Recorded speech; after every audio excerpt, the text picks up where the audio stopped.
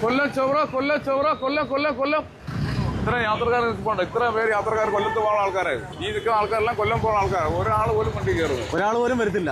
അവരൊക്കെ KSRTC നോക്കിയിരിക്കുവാണ്. KSRTC Priyadarshini bus നോക്കിയിരിക്കുക. അവരല്ല സൗജന്യ യാത്രയില്ലേ. നമ്മുടെ അവസ്ഥ കണ്ട വണ്ടിക്കകത്ത് ഒരു സ്ത്രീയെ കണ്ടാ കയറി ഒരാൾ. കാരണം നമ്മുടെ അവസ്ഥ ഇതാ അവസ്ഥ. വാ കൊല്ലം കൊല്ലം കൊല്ലം കൊല്ലം കൊല്ലം ജോലി കൊല്ലവാ. ഇത് നടത്താൻ പറ്റാത്ത അവസ്ഥയായി വേണ്ടി ഇവൻ നടത്താൻ പറ്റാത്തൊരു അവസ്ഥയിൽ പോയിക്കൊണ്ടിരിക്കുക. മാസം 50,000 സീസണാണ്. പിന്നെ ടാക്സ് ഇൻഷുർ കാര്യങ്ങളെല്ലാം മുന്നേ അടയ്ക്കണ്ടേ. അതിനുള്ള പൈസ നമ്മൾ കൊടുക്കണ്ടേ. എങ്ങനെ കൊടുക്കും? യാത്രക്കാർ കയറിയല്ലേ അതിലുള്ള എന്തെങ്കിലും മാർഗം കണ്ടുപിടിക്കാൻ പറ്റും. അല്ല ഇപ്പം ഈ സ്റ്റാൻഡിൽ വണ്ടി എടുത്തപ്പോൾ വേറെ 3 യാത്രക്കാർ. ഇത്രയും പേര് സ്റ്റാൻഡിൽ കൊല്ലം പോകുന്ന യാത്രക്കാരെ എടുക്കുന്നു. കൊട്ടിയത്ത് നിന്നും കൊല്ലത്തേക്ക് പോകുന്ന ഒരു സ്വകാര്യ ബസ്സിന്റെ അവസ്ഥയാണ്. ആകെ ഉള്ളത് 6 യാത്രക്കാരാണ്. 3 ജോലിക്കാർ ജോലിയുടെ വണ്ടിയായിരുന്നു. അപ്പോൾ അത് 2 പേരായിട്ട് ചുരുങ്ങി. ഒരാളെ ജോലി നഷ്ടപ്പെട്ടു. അത് കാരണം മാസത്തിൽ 15 ദിവസം ജോലി ഒരിക്കൽ കിട്ടുന്നില്ല.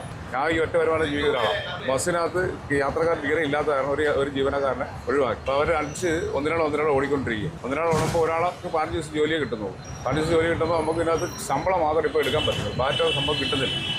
ഈ ശമ്പളത്തിനകത്ത് ചിലവ് കഴിയണം.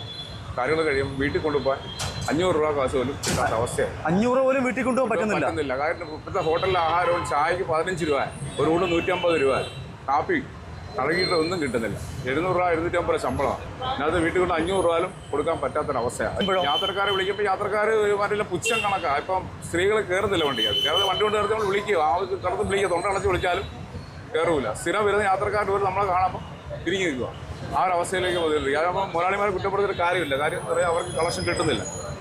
10-12 രൂപ വിറ്റുകൊണ്ടിരുന്ന വണ്ടി ഇപ്പോൾ വിൽക്കുന്ന 6 രൂപ 7 രൂപ 5000 രൂപ കളക്ഷൻ താഴ്ന്നിരിക്കും. എങ്ങനെ മുന്നോട്ട് പോകുന്നത് എങ്ങനെ നടക്കത്തില്ല. ഈ പ്രധാന ഈ രീതിയിൽ വാങ്ങി മുതലാളി വണ്ടി നിർത്തി കഴിഞ്ഞാൽ നമുക്കുള്ള വരുമാനം ഇല്ലാതാണ്. ചില ദിവസങ്ങൾ എണ്ണ അടിക്കാൻ പൈസ പമ്പി കടം പറയുക. അങ്ങനെയുള്ള അവസ്ഥകൾ. ഒരു ദിവസം ടയർ പഞ്ചറായപ്പോൾ ടയർ ഒട്ടിക്കാൻ കാശില്ലാതെ മറ്റൊരു വണ്ടി പൈസ മേടിച്ച് ബില്ല് അടയ്ക്കേണ്ടി വന്നു. ആ ഒരു അവസ്ഥ ഈ വണ്ടിക്ക് സംഭവിച്ചു. അത്രയും പരിതാപകരമായിട്ടാണ് ഈ വണ്ടി മുമ്പോട്ട് പോയിക്കൊണ്ടത്.